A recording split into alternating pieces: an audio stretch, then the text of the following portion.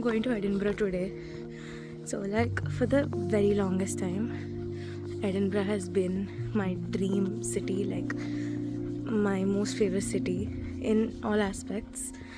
I've always wanted to visit Edinburgh, and it's finally happening today. And I'm going with like my first salary here, kind of. And then yeah, it's so exciting. It's like a day trip. I've only planned for just going in the morning, visiting everything, coming back by night. And it's currently like 6 o'clock in the morning, but yes, of course it's very dark. So I have a train from Durham to Newcastle and then Newcastle to Edinburgh. And yes, it's gonna be like one entire day in Edinburgh, wearing my Harry Potter scarf and cap, Ravenclaw ones, for two reasons. One is that it was the only scarf that I had which was like matching my jeans, because every other scarf I had would have been too similar to the top I'm wearing. And the other thing is I'm going to Edinburgh, I have to wear my Harry Potter merch, and I didn't buy them just to keep it as a collection in my wardrobe. I have to wear it. So yes.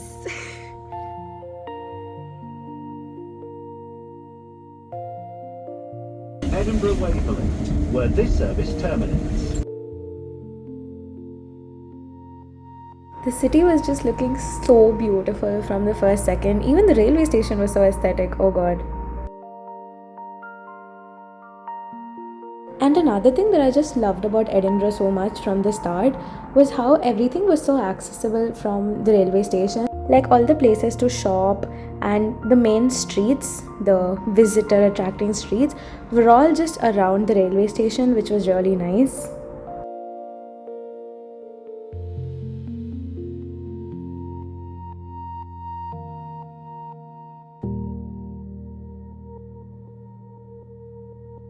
So I just finished walking in Cockburn Street and the Royal Mile, which is basically like all the cobbled streets and the streets with like the old buildings and every like this. And they were so pretty, and it's like, since it's kind of early in the morning, not exactly early, it's like 9, but still, since it's like in the morning, a lot of people are not on the roads. And the roads are empty, and like a lot of the pictures that I got were basically with empty backgrounds. So, and this is what I'm using for pictures. I actually got my tripod this time. When I went to London, I actually thought London was the most Harry Potter coded city, but then I completely disagree. Edinburgh is literally Hogsmeade in real life. I've never been this excited in my life to come to a graveyard. But here I am. So this is Greyfriars Kirkyard. I really don't think I pronounced that right, but it's basically like a graveyard where a lot of Harry Potter named graves are there. It's not at all related to the movies, it's just she got inspired for those character names from these names apparently. And this is my first grave that I spotted, which has in it. So there's Anne Potter and Robert Potter, and there are I think like 8 of them in total. I have to like search, so I'm literally gonna go searching. That's my to-do list for the day.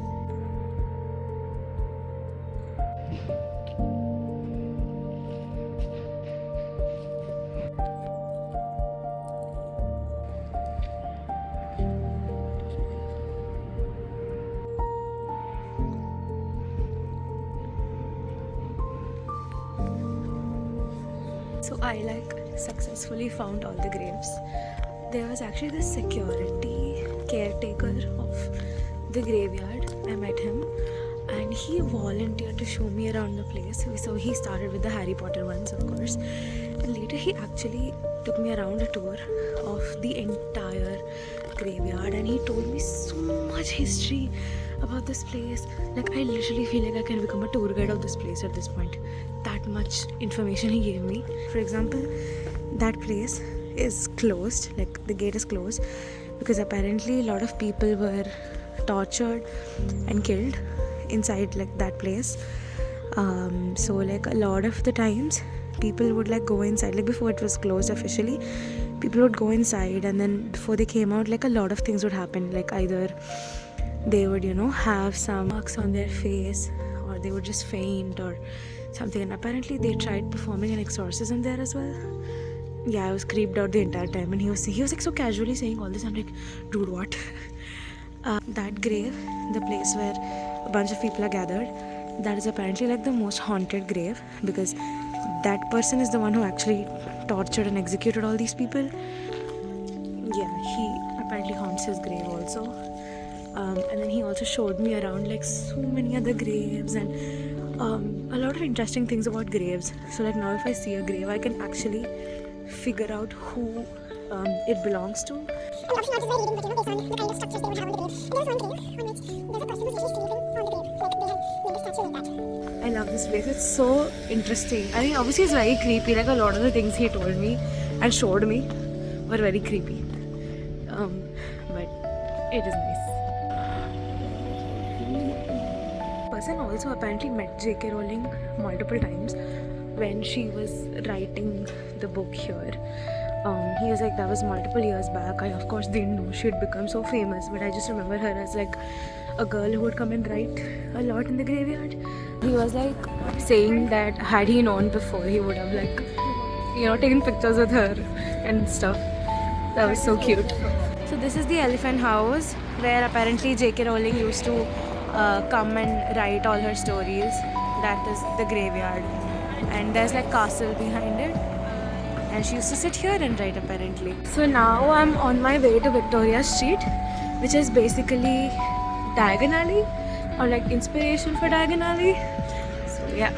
So while Victoria Street was very, very beautiful, it did definitely feel like a posh version of Diagon Alley, because Shambles, that was in York, definitely felt more like Diagon Alley than Victoria Street.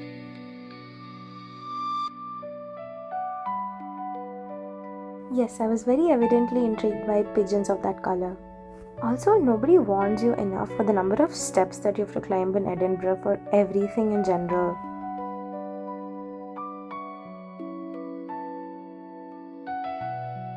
So I just got done with Fennel Steps, which is basically like a viewpoint for the castle, kind of. It was very pretty, but like a little crowded. Like now I'm going to the University of Edinburgh. I want to see what is so great about this university that it rejected so many people that I know. And from there I'll be going to Dean's Village. I was just thinking, like if I have time, I might go inside, because I heard that during the day, visitors are allowed inside the university. So maybe I'll go inside.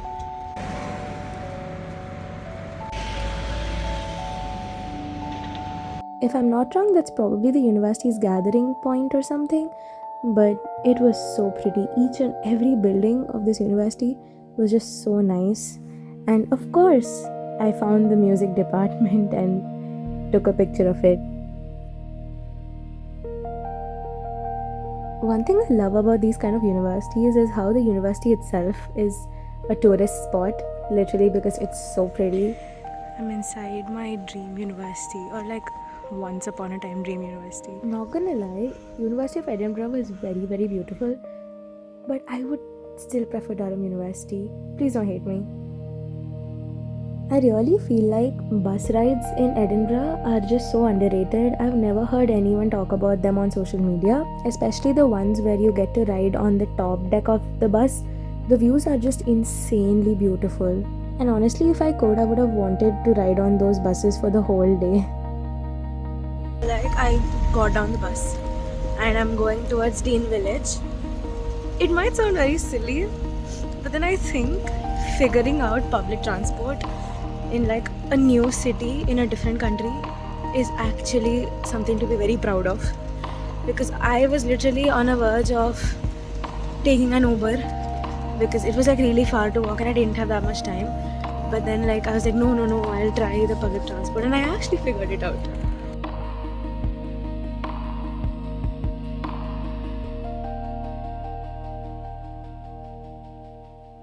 Honestly, I'm beyond convinced that if anybody goes to Edinburgh and returns back without visiting Dean's Village, it's literally a trip that's wasted.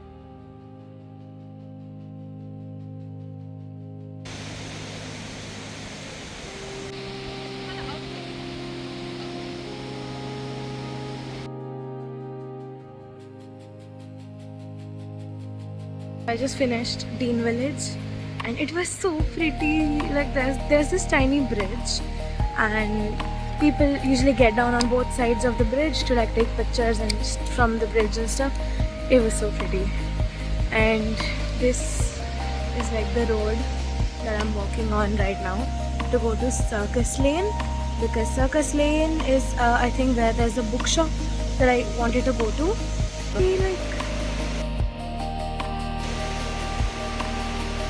I don't know if it's that loud on camera, but the river is very loud.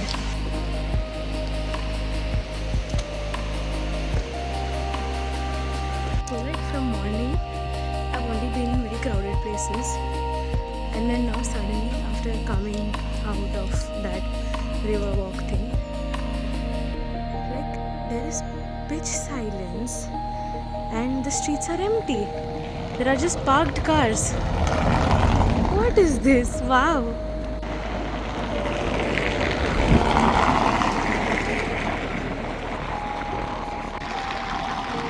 I just love the sound of tires on cobbled streets. It's just so weirdly nice. This is Circus Lane. So apparently, like In olden times, all these things used to be like horse sheds, which is why it looks like this. But now it has just become a very Pinterest lane.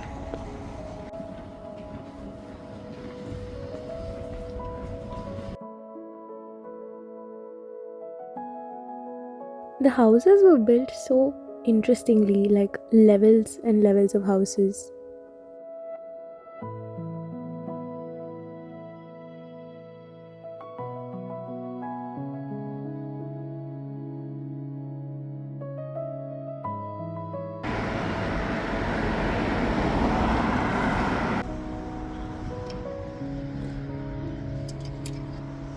I don't know why, but then out of all the roads I've seen till now, this road very specifically for some reason reminds me of this like UK US, typical UK US that's like shown in Telugu movies for some reason.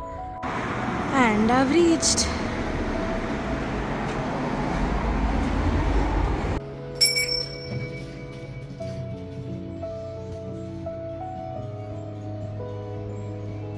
So I visited that bookshop. It was very pretty, no doubt. Like I could literally sit there the entire day and never get tired. It was very pretty, but I wanted one book, okay? Just one book. And they had this one particular copy of that book which was £85 because apparently it was like a collectible edition or something. And they didn't have any other copy of it, any other version of it, and they had every other book in the world, all of which I already have a special edition. This is the one book, Heidi, which I love. It's like one of my favorite books, but I don't have like a special edition or like a pretty edition of it. So I really wanted that, but then they didn't have it. So I was like, acha, there's no point. So I'm now going back to the market again by bus, and yeah, then I'll see. Maybe I'll have lunch and then figure out how to go to the hill for some sunset view. If I could go back, I would honestly want to spend the entire day sitting in a bus in Edinburgh. And why is every single building looking like a castle?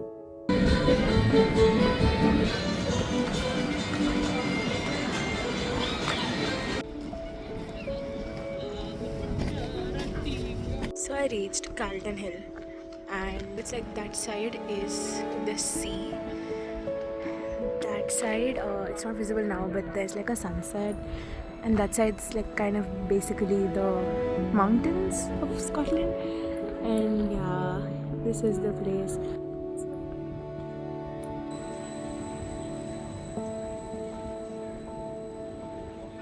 After visiting all the places in my itinerary, I decided to do some shopping. Fun fact about me, I can never stop myself from going inside a Miniso shop and comparing it with every other Miniso shop that I've been to. After doing some shopping, I met a friend of mine who was living in Edinburgh at that time, and we just went around the Christmas markets and tried out a few drinks and food items.